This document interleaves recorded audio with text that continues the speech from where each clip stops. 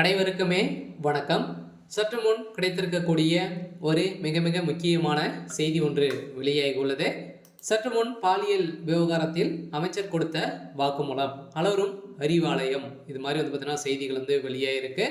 So இப்போ சமீப காலத்தில் நடந்த இந்த அண்ணாமலை பல்கலைக்கழகத்தில் நடந்த பாலியல் விவகாரத்தில் பார்த்தீங்கன்னா துன்புறுத்தல குற்றவாளி கைது செய்யப்பட்டிருந்த நிலையில் மீண்டும் முக்கிய குற்றவாளிகளெல்லாம் பார்த்தீங்கன்னா இன்னும் முக்கிய திமுக முக்கிய புள்ளிகளாக இருக்காங்க அப்படின்ற மாதிரி தான் இப்போ பார்த்தீங்கன்னா அதிரடியாக ஆளுநர் RN ரவி அவர்கள் பார்த்தீங்கன்னா இப்போ வழக்கு பதிவு செய்திருக்கக்கூடிய நிலையில் தான். ஸோ அறிவாலயமே பார்த்தீங்கன்னா பெரும் அலரும் அதிர்ச்சியில் தான் இருக்காங்க. ஸோ அதனால் பாலியல் விவகாரத்தில் ஏற்கனவே உதயநிதி ஸ்டாலின் தான் அந்த சார் அப்படின்ற மாதிரி பார்த்தீங்கன்னா பரவலாகவே பேசப்பட்டு வந்திருக்கக்கூடிய சூழ்நிலையில் இப்போ அதிரடியாக திமுக இருக்கக்கூடிய அமைச்சர் சுப்பிரமணியன் அவர்கள் கொடுத்த வாக்குமூலத்தால் இப்போ உதயநிதியுடைய ஒட்டுமொத்த கதையும் முடிய போகுது. ஸோ இதை பற்றி தான் இந்த வீடியோவில் பார்க்க போகிறோம். ஸோ அதுக்கு முன்னாடி நம்ம சேனலுக்கு இப்போ தான் நீங்கள் முதல் முறையாக வந்திருக்கீங்க அப்படின்னா மறக்காமல் நம்மளுடைய சேனலை சப்ஸ்கிரைப் பண்ணி சப்போர்ட் பண்ணுங்கள். ஸோ வாங்க வீடியோக்குள்ளே போகலாம். ஸோ பார்த்தீங்கன்னா இப்போ பாலியல் விவகாரத்தில் சிக்கிய உதயநிதி ஸ்டாலின் திமுக சேர்ந்த அமைச்சர்கள் சிக்கியிருந்தாங்க இல்லையா. ஏற்கனவே குற்றவாளியாக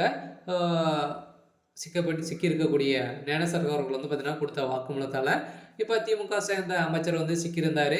ஸோ இதைத் தொடர்ந்து அந்த அமைச்சர் அமலாக்கத்துறை கஸ்டடியிலும் போலீஸார் கஸ்டடியிலும் இருந்திருந்த நிலையில் பார்த்தீங்கன்னா இப்போ அதிரடியாக அவர் கொடுத்த வாக்குமூலத்தால் தான் பார்த்தீங்கன்னா அமைச்சர் கொடுத்த வாக்குமூலத்தால் ஸோ அறிவாலயமே பெரும் அதிர்ச்சியில் இருக்காங்க. ஸோ அதனால் பார்த்தீங்கன்னா திமுகவுடைய தலைமையகத்துக்கு இந்த விஷயத்தை மறைக்கிறதுக்காக பார்த்தீங்கன்னா 3.5 கோடிக்கும் மேற்பட்ட பணங்கள் ஸோ மூட்டையாக கொடுத்த சம்பவத்தினால இதை இப்போ அம்பலத்தில் விட்டு இருக்கக்கூடிய நிலையில் பார்த்தீங்கன்னா இப்போ திமுக இருக்கக்கூடிய முக்கிய புள்ளிகளெல்லாம் சிக்கியிருக்காங்க. இருந்தாலும் ஏற்கனவே குற்றவாளியுடைய வீட்டில் நடந்த ரெய்டாலும் பார்த்தீங்கன்னா அங்கே சிக்கிய ஆதாரத்தாலும் இப்போ 50க்கும் மேற்பட்ட வீடியோக்கள் பார்த்தீங்கன்னா வெளியிட்டு இருக்கக்கூடிய சூழ்நிலையில் தான் பார்த்தீங்கன்னா இப்போ அதிரடியாக உதயநிதி ஸ்டாலின் அவர்களும் அமைச்சர் கொடுத்த வாக்குமூலத்தாலும் பார்த்தீங்கன்னா திமுகவுடைய தலைமையகத்துக்கு ஒரு மிகப்பெரிய இடியாக தான் விழுந்திருக்கு. அதனால் வருகின்ற சட்டமன்ற தேர்தலுக்குள்ளே திமுகவுக்கு ஒரு மிகப்பெரிய பிரச்சனையாக தான் நிற்கும் அப்படின்ற மாதிரி தான் பார்த்தீங்கன்னா இப்போ வெளியிட்டிருக்கக்கூடிய செய்தியெல்லாம் பார்த்தீங்கன்னா அதிரடியாக பாலியல் விவகாரத்தில் சிக்கிய அனைவருமே தண்டனை வாங்கி தரப்படும் அப்படின்ற மாதிரி உச்சநீதிமன்றத்தில் இப்போ தீர்ப்பளிக்கக்கூடிய நிலையில் தான். ஏற்கனவே உச்சநீதிமன்றம் பார்த்தீங்கன்னா அதிரடியாக இந்த வழக்கை தாமாக தான் முன் இந்த விசாரணைக்கு எடுத்துக்கொண்டு இருக்கு.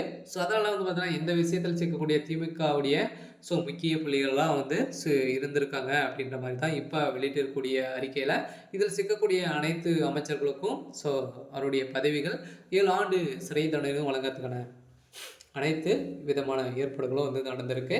ஸோ இருந்தாலும் அந்த பெண் கொடுத்த வாக்குமூலத்தால் இப்போ அதிரடியாக திமுக பெரும் கதிகளை போய் தான் இருக்காங்க.